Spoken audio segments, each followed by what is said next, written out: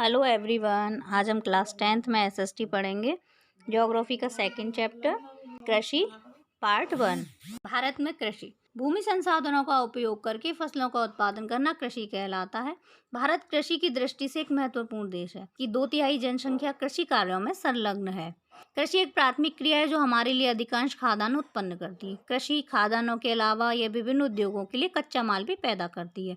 कृषि उत्पाद जैसे चाय, कॉफी, मसाले इत्यादि का निर्यात कर विदेशी मुद्रा अर्जित की जाती है। कृषि भूमि पर खेती करना, इसके अंतर्गत पशुपालन और मत्स्य पालन भी कृषि के अंतर्गत ही आते हैं। कृषि के प्रकार वर्तमान समय में भारत के विभिन्न भागों में कई प्रकार से खेती की जाती है, जिनमें प्रारंभिक जीविका निर्वाह कृषि, गहन जीविका कृषि और वाणिज्यिक कृषि शामिल है। वैसे कृषि के विभिन्न प्रकार हैं, जैसे मिश्रित कृषि, झूमिंग कृषि, रोपण कृषि, रबी की फसल, खरीफ की फसल, जायद की फसल इत्यादि। ये जो है सभी कृषि के प्रकार। वर्तमान समय में भारत के विभिन्न भागों में कई प्रकार से खेती की जाती है, जिनमें से प्रारंभिक जीविका निर्वाह कृषि, गहन जीविका कृषि, वाणिज्यिक कृषि एवं रोपण कृषि शामिल हैं। भारत में कृषि के रूप हम समझते हैं कर्तन दहन प्रणाली या झूम प्रणाली। झूम कृषि किसे कहते हैं?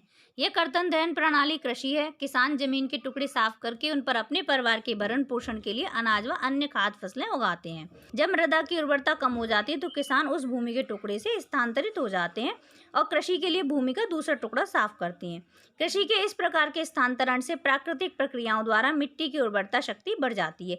देश के विभिन्न भागों में इस प्रकार की कृषि को विभिन्न नामों से जाना जाता है, जैसे उत्तर पूर्वी राज्यों असम, मेघालय, मिजोरम और नागालैंड में इसे झूम कहा जाता है, मणिपुर में पामलू कहा और छत्तीसगढ़ के बस्तर जिले और अंडमान निकोबार द्वीप में इसे द्वीपा कहा जाता है। प्रारंभिक जीविका निर्वाह कृषि यह कृषि भूमि के छोटे टुकड़ों पर प्रारंभिक कृषि जैसे लकड़ी के हल, डाव, खुदाई करने वाली छड़, परिवार अथवा समुदाय श्रम की मदद से की जाती है।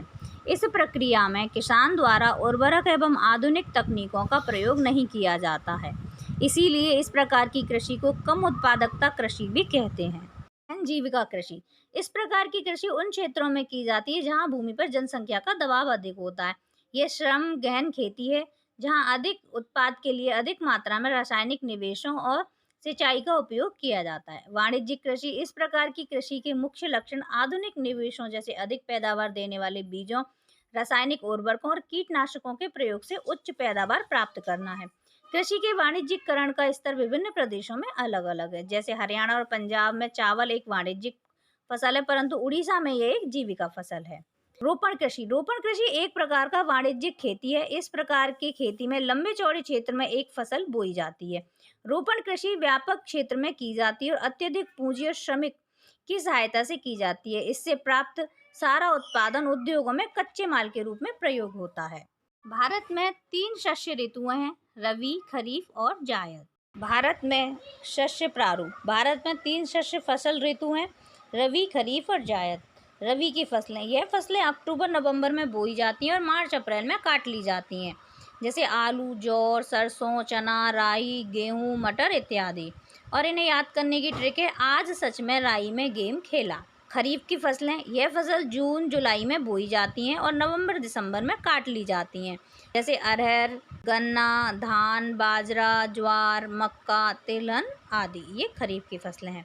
जायद यह फसलें मई जून में बोई जाती हैं, जुलाई अगस्त में काट ली जाती हैं, जैसे तरबूज, उड़द, खीरा, खरबूज, ककड़ी, राई, मूंग इत्यादि। और जायद की फसलों को याद करने की ट्रिक है, ताऊ खीरा खाकर मरे।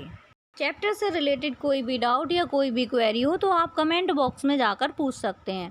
Thank you for watching this video.